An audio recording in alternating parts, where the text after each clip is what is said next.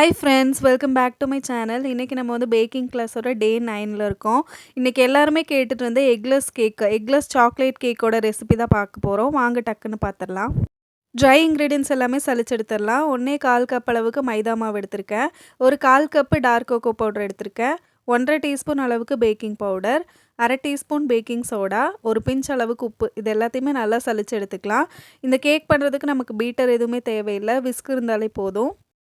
Try ingredients எல்லாமே சேர்த்து நல்லா சலிச்சு எடுத்துக்கோங்க. கட்டி எதுவுமே இருக்கக்கூடாது. ட்ரை இன்க்ரீடியன்ஸ் எல்லாமே மிக்ஸ் பண்ணி வச்சதுக்கப்புறமா கேக்குக்கு தேவையான வெட் இன்க்ரீடியன்ஸ்லாம் என்னென்னு பார்க்கலாம். அதுக்கு முன்னாடி நம்ம பேனை வந்து ஒரு 10 நிமிஷம் ப்ரீஹீட் பண்ணி வச்சிடலாம். நீங்கள் ஓவனில் பண்ணுற மாதிரி இருந்தால் ஓவனை வந்து ஒரு 10 நிமிஷம் ப்ரீஹீட் பண்ணி வச்சுக்கோங்க. ஒரு ட்ரையான க்ளீனான பவுலில் 1/4 கப் அளவுக்கு தயிர் எடுத்திருக்கேன். தயிர் வந்து ரொம்ப புளிச்ச தயிராக இருக்கக்கூடாது. இதை வந்து கட்டி எதுவுமே இல்லாமல் ஒரு விஸ்க் வச்சு மிக்ஸ் பண்ணி விட்டுக்கலாம்.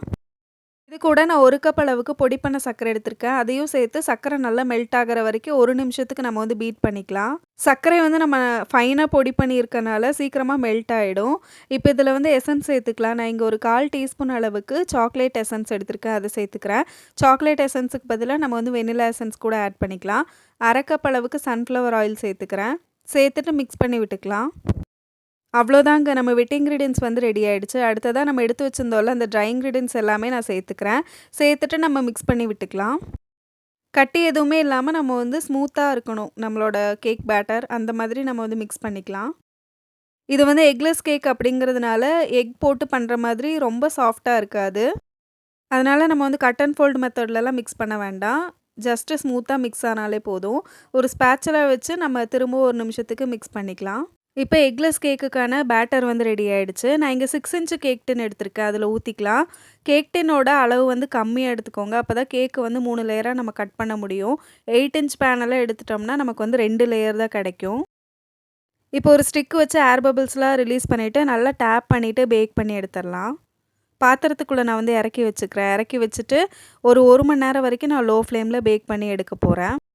உங்கள் ஸ்டவ்வோட ஃப்ளேம் பொறுத்து பேக்கிங் டைமில் வந்து சேஞ்சஸ் வரலாம். இப்போ 1 மணி நேரத்துக்கு அப்புறமா நம்ம கேக் வந்து சூப்பராக பேக் ஆகிருக்கு. நான் ஸ்டிக் வச்சு குத்தி பார்க்குறேன்.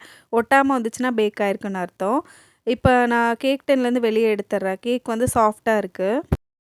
பட்டர் பேப்பர்லாம் ரிமூவ் பண்ணிவிட்டு கேக் கம்ப்ளீட்டாக கூல் ஆனதுக்கப்புறமா நம்ம வந்து 3 லேயராக கட் பண்ணிக்கலாம். இந்த எக்லெஸ் சாக்லேட் கேக் வந்து ரொம்பவே டேஸ்டியாக இருந்தது. நீங்களும் கண்டிப்பாக ட்ரை பண்ணி பாருங்கள். இந்த கேக்கை வந்து நம்ம 3 லேயராக கட் பண்ணி ஐசிங் கூட பண்ணிக்கலாம். இந்த பேக்கிங் கிளாஸ் வீடியோ உங்களுக்கு கண்டிப்பாக பிடிச்சிருக்குன்னு நினைக்கிறேன். பிடிச்சிருந்தா எனக்கு ஒரு லைக் கொடுங்க ஃப்ரெண்ட்ஸ். நம்ம சேனலை ஃபஸ்ட் டைம் பார்க்குறீங்கன்னா சப்ஸ்கிரைப் பண்ணி சப்போர்ட் பண்ணுங்கள். தேங்க்யூ.